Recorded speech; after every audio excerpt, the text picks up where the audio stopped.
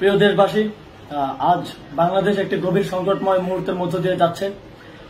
এখন পর্যন্ত আমাদের প্রাপ্ত খবর অনুযায়ী আওয়ামী লীগ, ছাত্রলীগ, যুবলীগের সন্ত্রাসীরা গুলি করে কুপিয়ে প্রায় 30-এর অধিক শিক্ষার ছাত্র জনতাকে হত্যা করেছে এবং দিন শেষ হতে হতে এই সংখ্যাটা কোথায় গিয়ে দাঁড়ায় আমরা জানি না। এরই প্রেক্ষিতে আমরা একটি সিদ্ধান্ত নিয়েছি। আমাদের একটি জরুরি সিদ্ধান্ত মোতাবেক আমাদের যে 6 তারিখের যে লং মার্চ টু ঢাকা কর্মসূচি ছিল সেটাকে আমরা একদিন এগিয়ে নিয়ে এসেছি, অর্থাৎ আগামীকাল 5ই আগস্ট সারা দেশের মুক্তিকামী জনতাকে ঢাকার উদ্দেশ্যে রওনা হওয়ার জন্য আমরা আহ্বান জানাচ্ছি। যারা পারবেন, যাদের পক্ষে সম্ভব হবে, আজ রাতেই আপনারা ঢাকার উদ্দেশ্যে রওনা হয়ে যান। আমরা আগামীকাল সারা দেশের মুক্তিকামী জনতাকে ঢাকায় আসার আহ্বান জানাচ্ছি। বিশেষ করে ঢাকার আশেপাশের যে জেলাগুলো আছে, আপনারা দায়িত্ব নিয়ে মসজিদের মাইকে ঘোষণা দিয়ে যাদেরকে পাবেন সবাইকে নিয়ে ঢাকার উদ্দেশ্যে রওনা হন। এই লড়াই আমাদের জন্য একটি চূড়ান্ত লড়াই। আমরা চূড়ান্ত ঘোষণার জন্য প্রস্তুত, আমরা গণভবনের দিকে যাত্রার জন্য প্রস্তুত এবং সেই উদ্দেশ্যেই আপনারা সবাই ঢাকা আসুন। আমরা আপনাদের সবাইকে নিয়ে আমাদের চূড়ান্ত দাবি আদায়ে এগিয়ে যাব। আমি জানি না সমন্বয়করা আজকে রাতে বেঁচে থাকতে পারবে কিনা, কিন্তু আপনাদের উপর আমরা এই দায়িত্ব দিচ্ছি।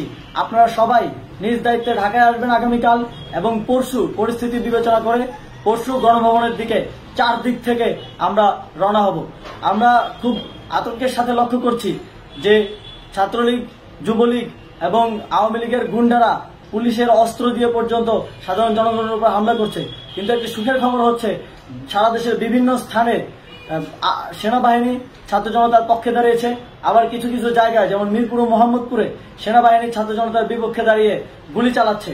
আমরা সেনাবাহিনীর প্রতি আহ্বান জানাতে চাই, আপনারা এদেশের নাগরিক এবং আপনারা এদেশের নিরাপত্তার দায়িত্বে আছেন, এদেশের জনগণের যানবাহনের নিরাপত্তার দায়িত্বে আছেন। আপনারা দেশের পক্ষে এবং দেশের জনগণের জন্য কাজ করবেন। কোনো খুনি সরকারের জন্য, কোনো খুনি রাজনৈতিক দলের জন্য কাজ করবেন না। এটি এদেশের জনগণ আপনাদের থেকে প্রত্যাশা করে। আমাদের এই আন্দোলনে সম্পূর্ণ সমর্থন দিয়ে হয় নিরপেক্ষ থাকুন, অথবা এই খুনি বাহিনীকে, সরকারের খুনি বাহিনীকে প্রতিহত করুন, তাদেরকে যথাযথ শাস্তির আওতায় নিয়ে আসুন। যেই কারফিউ সরকারের পক্ষ থেকে ঘোষণা করা হয়েছে, আমরা স্পষ্টভাবে বলতে চাই, সেনাবাহিনী এই ধরনের কোনো কারফিউ বাস্তবায়নের জন্য মাঠে না নামে।